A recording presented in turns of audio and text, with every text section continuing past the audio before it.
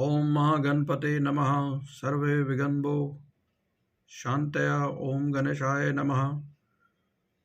Every morning, for longer than I can remember, I have begun my day with that prayer, and I learned it without being fully aware what all the Sanskrit words meant, knowing only that I was invoking, like millions of Hindus around the world, the name of the great elephant-headed god to bless all my endeavors to come. Ganesha sits massively in every corner of my house, be it my bedroom, living room, and it's not only be there in my house, but I, as a Hindu, whenever I start a new project or I start something new, I begin with the name of Ganesha. Ladies and gentlemen, I'm Kamal. I'm back again with a wonderful book authored by Dr. Shashi Tharoor, Why I Am a Hindu. Dr. Shashi Tharoor is a well-known diplomat, international diplomat, and still part of Parliament from Thiruvananthapuram. He is the best author.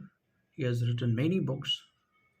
He's very intellectual, and when we talk about the language, the command that he has on his language, the English, it has no match with anybody in the entire country at this moment. So that is one aspect to Dr. Shashi Tharoor.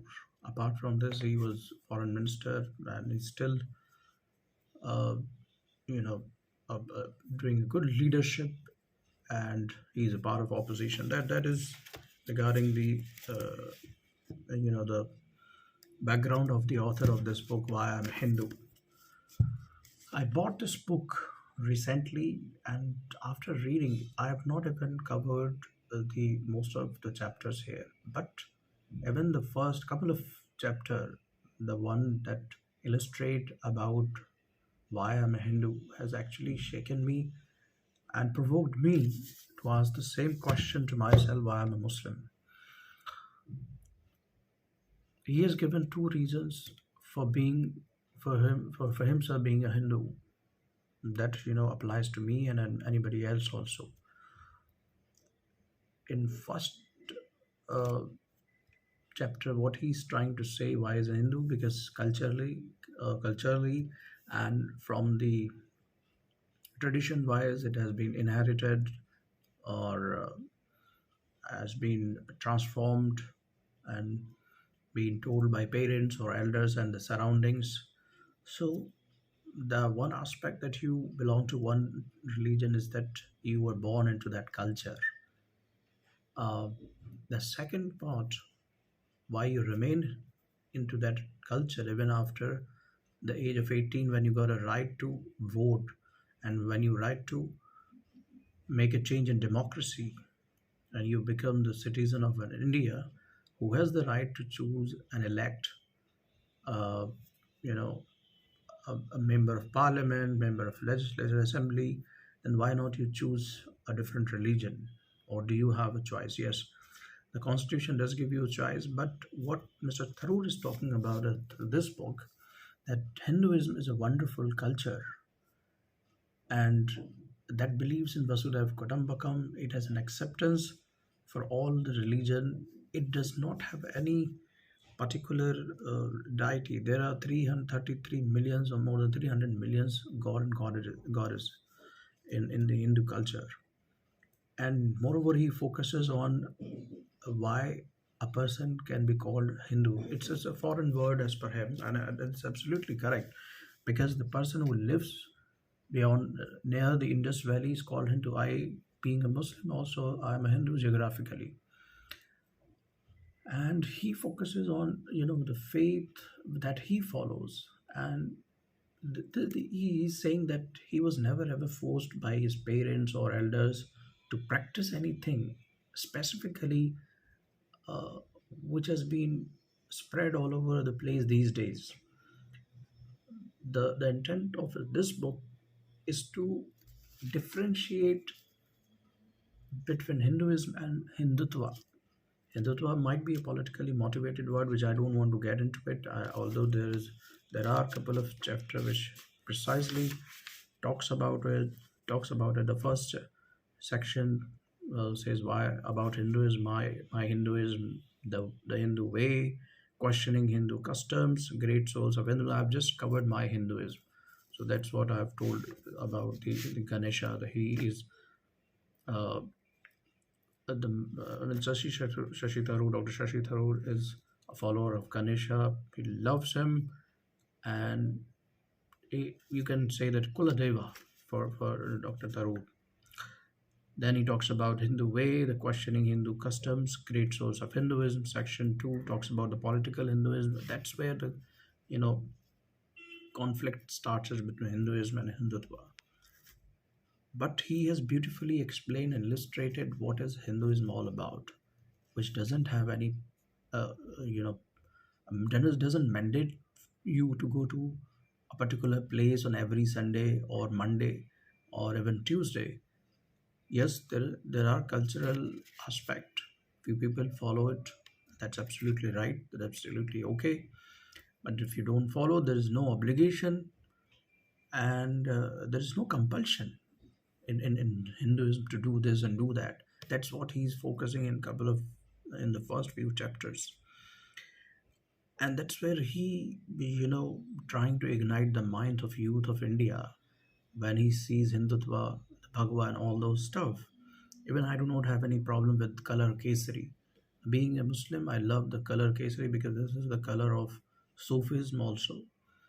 I offer the same color safa chadar to the Sufi shrines whenever I go. That is my favorite color. I have no problem putting the saffron color even uh, on my terrace by my choice. Of course, by my choice, and nobody can even force me to put a green color or any color. Of, of course, the color, the flag of my nation is absolutely part of my thoughts. It's there in my heart, and I have no problem with that. But now talking about the differentiation of the color, since the colors have gone into religion, or religion has gone into the colors.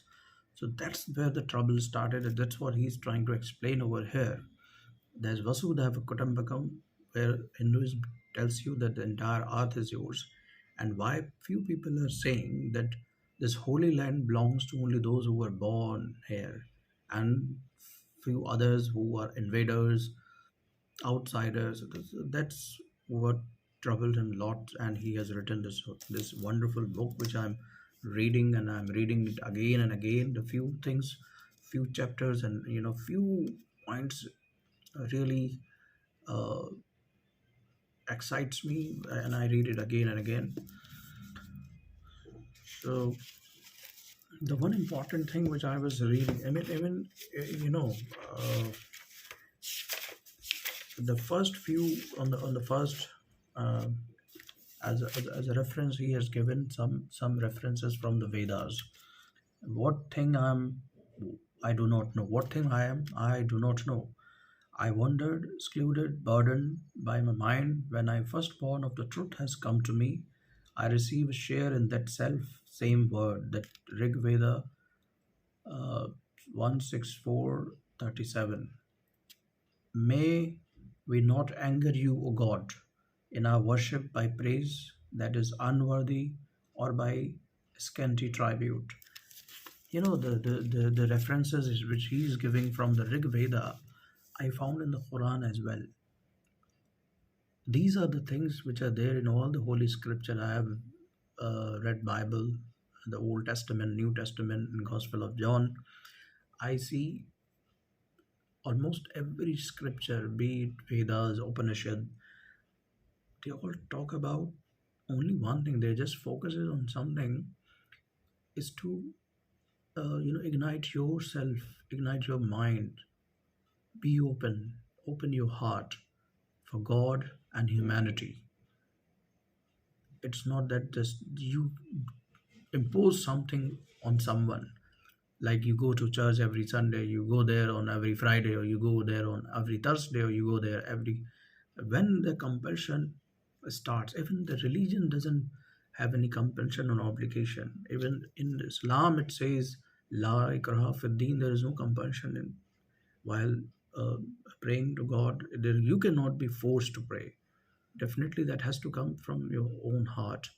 So, religion, religiosity, ethos is something that has to come from your own soul or heart. God has already put soul inside your body. That's a source of energy. When soul goes out, you are nothing, dead. When soul resides within your body, so what is soul? Soul is nothing, it's something put by God into your body. When you are connected to soul, you will feel the existence of God within you. You don't even have to go to temple, mosque, or anywhere. So I think that's what the agenda of Dr. Tharoor to wrote this book. And also, he's not denying, or he's not provoking you to force somebody to do this. Even if you are outsider, if you lived in the country, you got the citizenship, you have the right to live. And moreover, look at the constitution. The constitution of India, the founding father of the constitution, Dr. B.R. Ambedkar, when he was adopting this constitution, he justified it because he said India is a country which has diversity in terms of language, culture, way of worshipping, way of talking, everything, diversity. Within a house of five people, there are five god and goddesses. So there's a diversity in one culture, in every culture. So he said acceptance of for all, justice, liberty, fraternity, and the equality. And that is there in the Vedas, that is there in the Quran. That Quran also talks about justice, fraternity. Bible also talks about fraternity, but in a different way. Even if you talk about these three Abrahamic religion, which are there in the Middle East, Western Europe, and all that, Islam, Christianity, and Judaism, they all are Abrahamic religion. They do not have any conflict at all.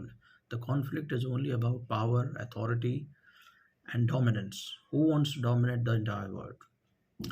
Whether Muslim will take over, whether Christian or Jewish will take over, it's all about the power. And it's there within the Middle East also.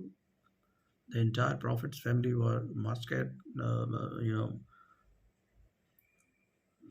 martyred by your own people, just because of getting power. So it's there.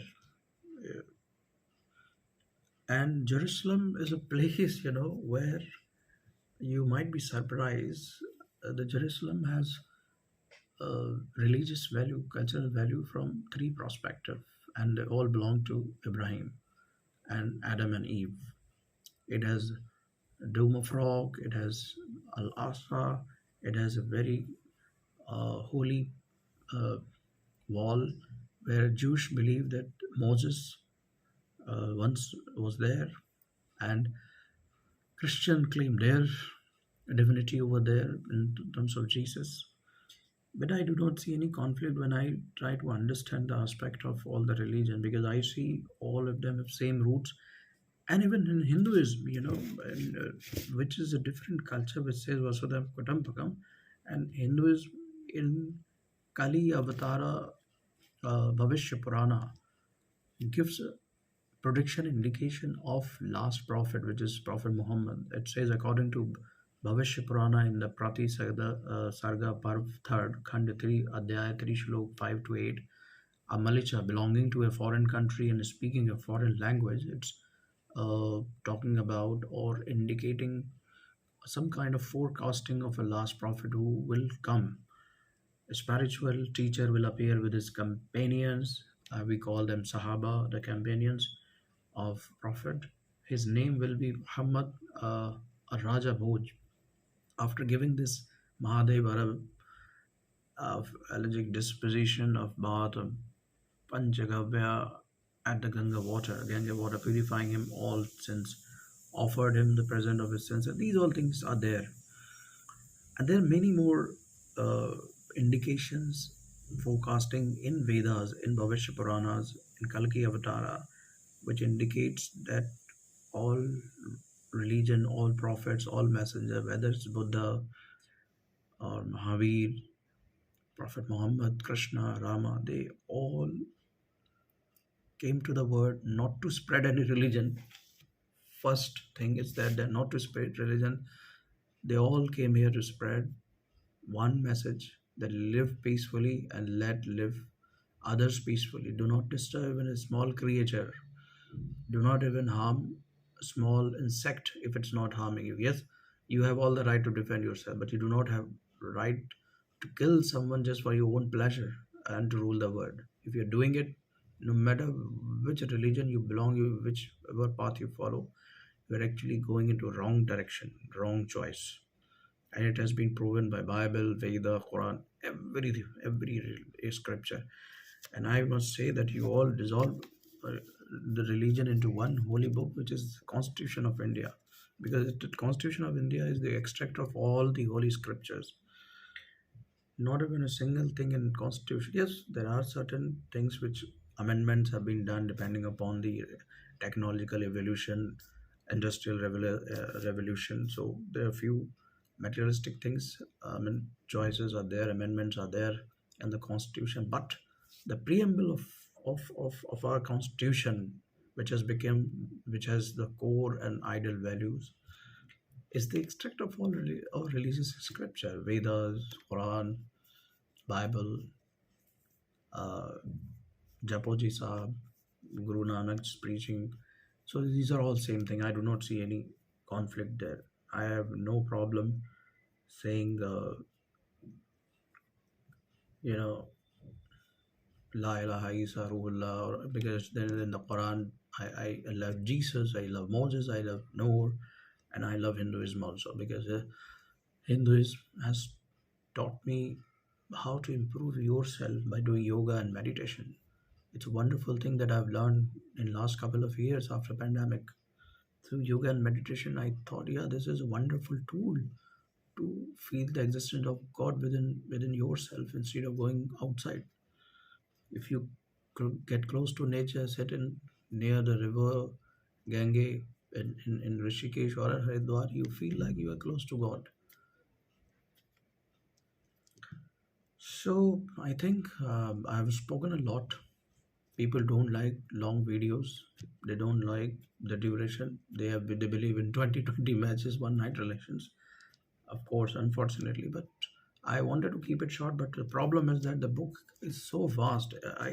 Within one chapter, I think I would take 30 minutes to explain why I'm a Hindu. But it has gone almost. I don't know how many chapters are there. Yes, one, two, three, four, five, six, seven. Oh God, it will take at least 3 to 4 hours to explain this book, which I'm sure nobody will have time, because you believe in 2020 match. Now you believe in IPL. You have dissolved everything. No excitement is there. I don't watch cricket anymore since this IPL has arrived. It's just commercialization of the cricket.